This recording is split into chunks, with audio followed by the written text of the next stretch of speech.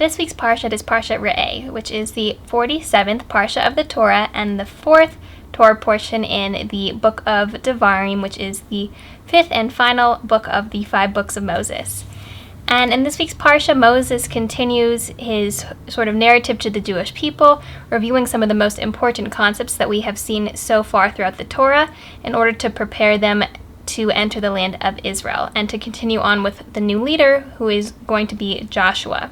Some of the concepts that Moses reviews are things like kosher animals, what animals we can eat and what animals we can't eat. He goes through the prohibition against serving idols and against sort of how we're supposed to protect ourselves from people who are trying to sway us to be idolatrous. It goes through also the 3 pilgrimage festivals, the festivals where people are supposed to go to Israel 3 times a year to give offerings, sort of in the time of the temple, which are Passover, Shavuot, and Sukkot. And something that is sort of fresh and new in this week's Parsha is Moses' encouragement, or sort of the obligation that we see from the Torah to care for those people who are poor. And the Torah says that we shouldn't harden our hearts or sort of close our hands to people who are poor, that we should open our hearts and open our hands and be ready to help and serve those who are in need. Because, as the Torah continues, it says that destitute people will never cease from the land being the land of Israel, but in general in the world, that there are always going to be poor people. Right now in August of 2020, we can see just how easy it is for the economy to fluctuate, and how people who were really successful and thriving can come down quickly, and people who were at the bottom, so to speak, can rise so quickly. And so it is important to remember that money comes and goes, and there are always going to be people who are struggling, people who are in need. And so what this week's Parsha encourages us to do is to open our hearts and our hands to them, meaning giving of ourselves, be it encouraging words or our time, or whether it's opening sort of our pockets and giving of money and resources. And the Parsha also says that, in essence, the Jews shouldn't be afraid of giving for fear that they won't have enough for themselves. Not that we should give so much that we're struggling ourselves or that we're going to need support just to survive, but that what we give Hashem will return blessings to us because we were generous. And so what I thought would be interesting would be to go through some easy ways that we can help people who are in need. The commentators suggest that there are sort of 5 levels of who should be helped first. And to explain that point, the first level is that we are supposed to help the people who are sort of most destitute, most in immediate need of support. The second level will be to help those who are our family, those who are sort of relatives, friends, people who are, in our immediate communities. The third level would be to help those in our own city. 4th level would be to help those who are in the land of Israel, and 5 would be to help those who are in the rest of the world.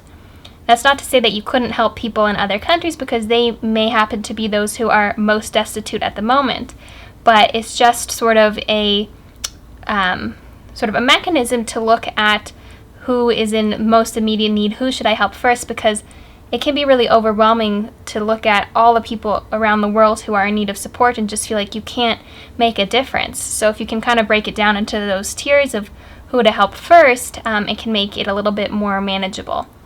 So some ideas for that sort of first tier, I suppose, of people who are most destitute, what came sort of to my mind would be people who are homeless, the people who you see, when you're driving, who are begging on the sidewalk, and people are often hesitant to give them of money, but there are other ways that we can give to those people and to support those people.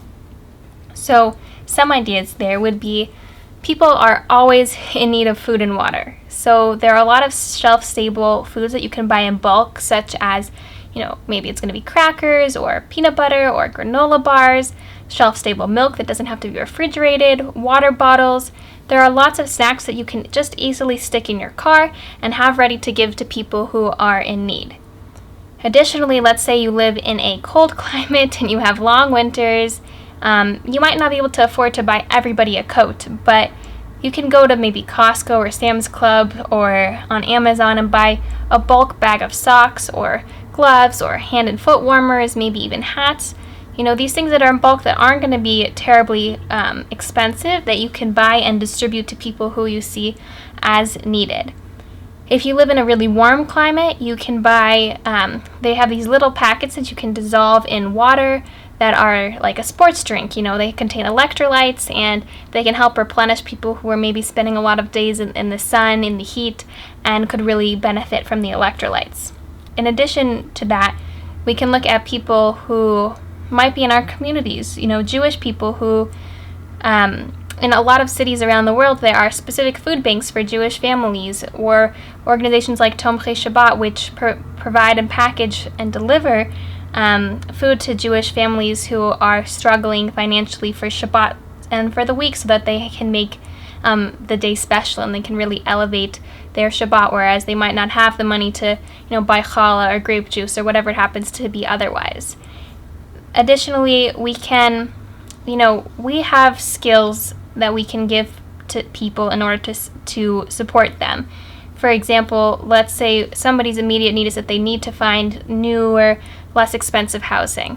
So maybe they don't have the same internet searching skills as we do, but maybe we can help them look for a new place to live. We might not be able to, get them a home, but we can certainly help them to find some place to live. Or if somebody's in need of a job, maybe we can help them in their job search. We might not have a job personally to give them, but we can certainly aid in their search, or if we hear about something, we can think about them first, recognizing that they are in need.